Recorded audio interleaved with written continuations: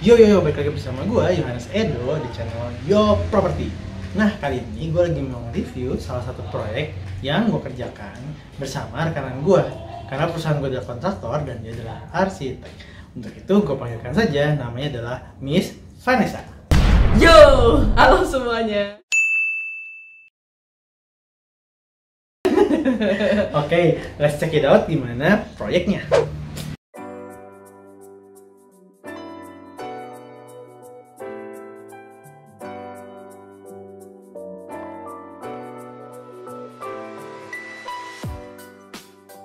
Nah, Pil, gue yang bertanya-tanya sedikit biar orang-orang yang di rumah bisa mengetahui bagaimana proses rumah ini terbentuk. Yang pertama, mau dari tema dari rumah ini. Nah, apa tema dari rumah ini? Nah, sebenarnya temanya tuh kayak udah campur sari. Nah, cuman kayak intinya tuh kita pengen buat rumah ini tuh kan tadinya kuno banget kan, terus kayak dia udah hampir lapuk gitu ya. Nah, cuman mau direnov, diperbaiki yang kayak lebih minimalis, yang karena yang tinggal di sini juga kan pasangan muda, jadi pengennya tuh kayak yang simple aja lah gitu. Dan karena mereka juga sering ke luar negeri gitu, jadi kayak banyak banget referensinya dari mulai Turki, Jepang, bahkan sampai Jawa gitu. Tapi itu serunya proyek ini gitu, jadi kita harus mengakomodasi dari macam-macam gaya itu, gimana sih biar tetap selaras dan kayak gimana sih biar tetap setiap sudutnya tuh enak untuk dilihat gitu dan kayak nyaman untuk ditinggalin juga. Nah, untuk itu sebetulnya ada sedikit cerita atau sebetulnya rame di sini. Jadi ketika kita pertama kali ketemu, gue dari pihak kontraktor, Vanessa dari pihak arsitek, bertemu dengan klien dan owner dari rumah ini. Jadi kita tunjukin rumahnya. Nah, untuk itu setelah kita bahas-bahas, akhirnya kita tahu kira-kira budgetnya mau berapa, seperti apa contoh rumahnya, mau dibawa kemana. Nah, hubungannya. Lalu setelah itu kita putuskan untuk struktur rumahnya tidak kita rubah, tapi secara make up luar dan dalamnya layout beberapa diganti, lalu detail-detail dalamnya kita renovasi agar seperti rumah baru. Terus hal-hal rame apa nih yang Vanessa rasain ketika proses membuat rumah ini?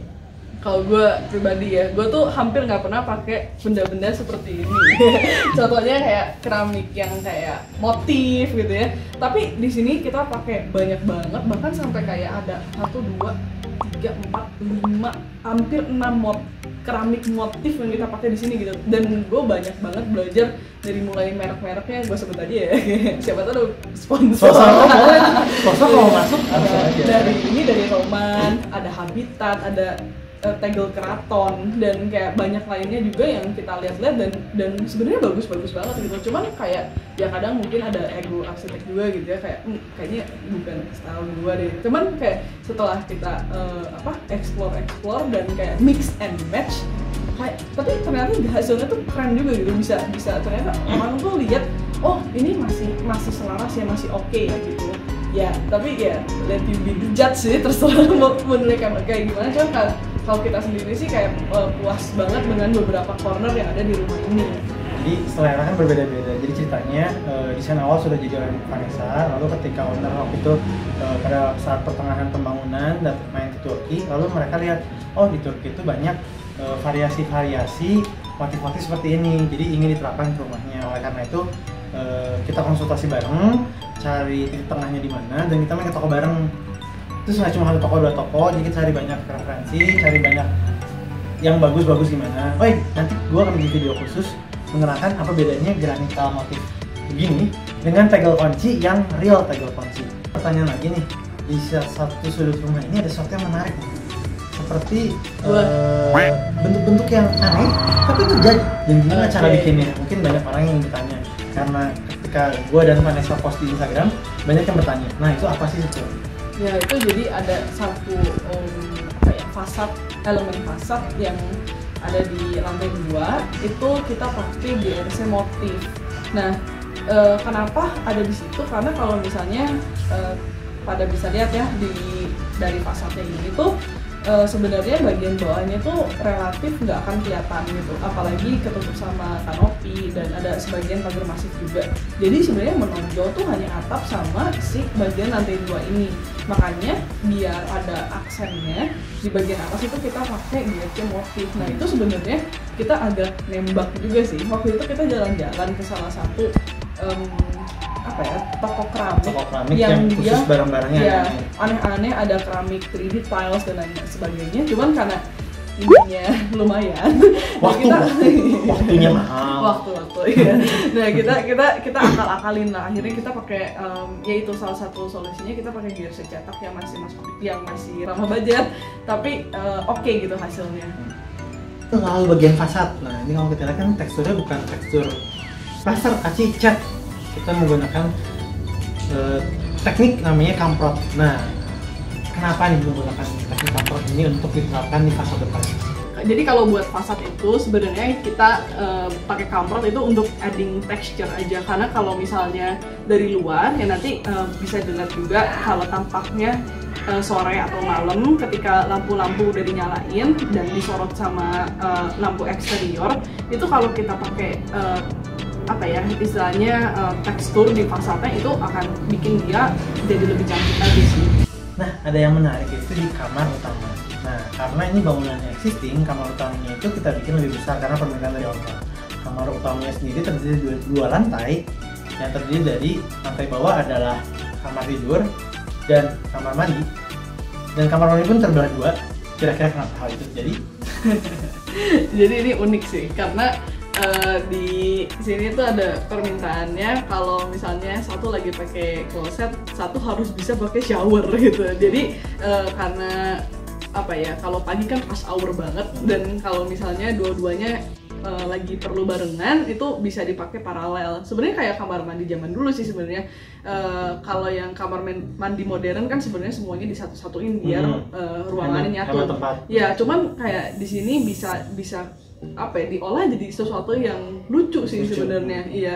Terus itu kamar utamanya juga itu kerennya tuh, jadi begitu kita masuk ke kamar utama dari living room sama sama dining room, begitu kita buka tuh itu kayak bener-bener satu unit loft apartemen yang kayak ada mezaninnya dan kayak enak banget lah, kayak semua yang datang ke sini tuh kayak gue pengen banget kamar kayak gini.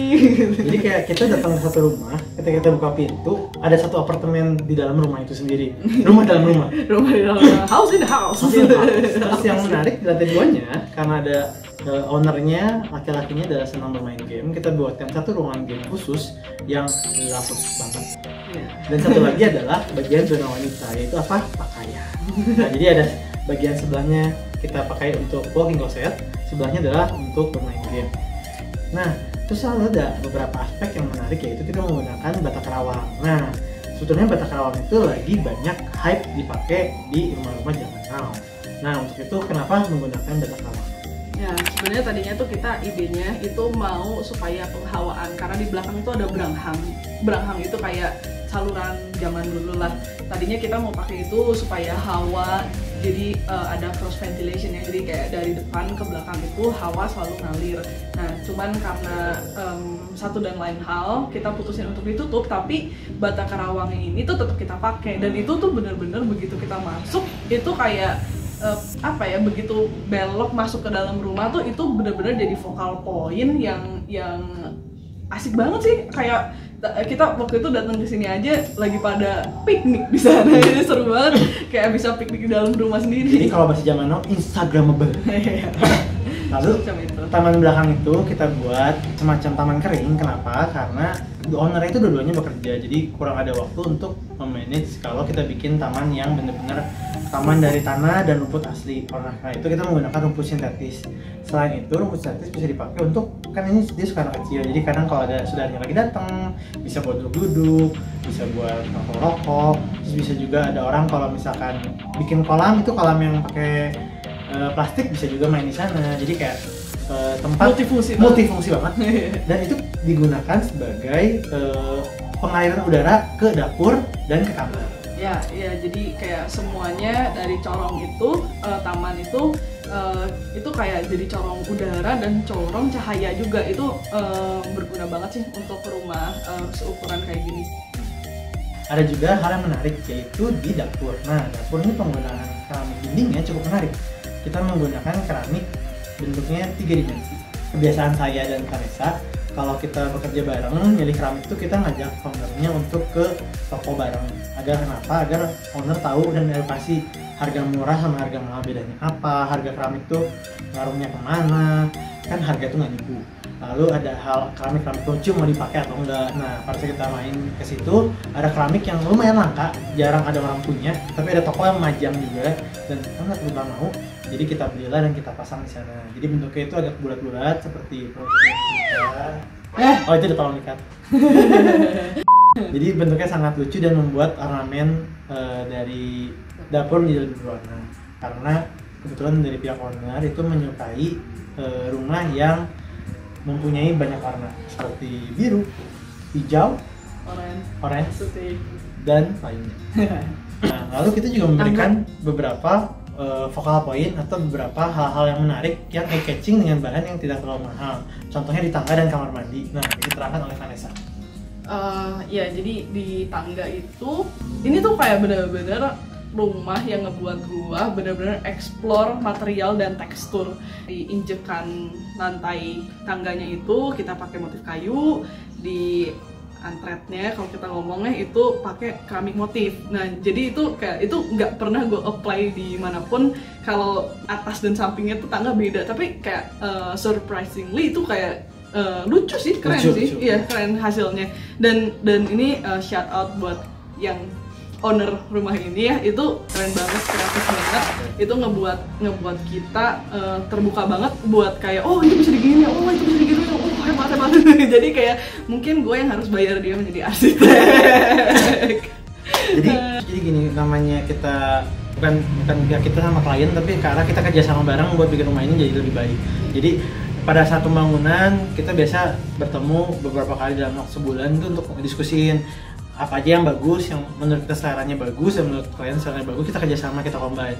Dan yang gue salut dari owner adalah owner ini mempunyai banyak hal yang kreasi yang dia bayangkan dan ingin diterapkan di proyek ini. Jadi kita banyak explore banyak hal yang mungkin kita sebelumnya belum berani terapin ke proyek orang lain, tapi untuk proyek ini dia ingin mengeksplor hal itu. Contohnya di kamar mandi itu lumayan kita explore dan ternyata hasilnya bagus dan kita foto banyak yang suka. Jadi akhirnya berarti buat kedepannya itu menurut gue bisa oke banget gitu. Jadi rumah ini untuk eksterior dan interiornya menggunakan banyak lampu indirect dibandingkan lampu general. Nah mungkin bisa diterangkan oleh Ibu Vanessa apa perbedaan general dan indirect light dan apa keunggulannya? Kenapa menggunakan banyak indirect light? Oke, jadi sebenarnya kalau kita pakai indirect light itu ya secara teori itu akan lebih nggak bentuk ambience. Karena kalau general itu ya sebenarnya kita kayak untuk sesuatu yang fungsional gitu, untuk bisa ngeliat, untuk bisa tahu ada apa di mana gitu. Tapi kalau misalnya indirect itu karena hasilnya kebanyakan adalah namanya juga indirect ya. Jadi itu dia tuh harus penerangannya itu dari hasil pantulan, dan kalau misalnya dari hasil pantulan itu cahayanya akan jauh lebih soft dan kayak jauh lebih ngebentuk si ruangannya ini lebih romantis gitu suasananya. Nah ada hal unik juga, yaitu ketika malam di sini kita menggunakan sistem sensor. Jadi kalau malam dia akan membaca cahaya, ketika cahayanya sudah mulai nggak ada dia akan langsung menyalakan lampunya. Jadi ketika sudah malam langsung lampu-lampu menyala semua. Nah kalau malam menurut gua rumah ini tuh lebih indah karena banyak spot-spot lampu indirect yang ditembakkan ke fasad yang membuat tuh ambience itu lebih mewah dan lebih homey gitu loh. Nah untuk interior sendiri hasil foto tadi kita nggak semua tuh bikin, nggak semua juga beli. Ada beberapa hal yang dibeli, ada beberapa hal yang bikin, ada beberapa hal yang memang punya owner udah lama. Jadi tugas kita dan tugas arsitek terutama adalah mengcombine hal-hal apa yang bisa digunakan lagi dari rumah lama dan hal apa saja yang harus dibeli baru. Dan terutama hunting-hunting produk yang ada di internet segitu banyak untuk membuat rumah ini lebih cantik. Nah segitu aja video dari kita. Jangan lupa like, komen, dan subscribe. Jangan lupa juga klik tombol lonceng di bawah agar tidak ketinggalan video baru lainnya. Untuk kalian yang ingin menghubungi kita jangan sungkan, ingin nanya-nanya atau ingin bikin rumah, ingin konsultasi dulu, jangan sungkan, langsung aja add dan DM IG kita masing-masing. IG gue di sini dan IG dia di sana. Oke, sampai jumpa di episode berikutnya. Bye bye.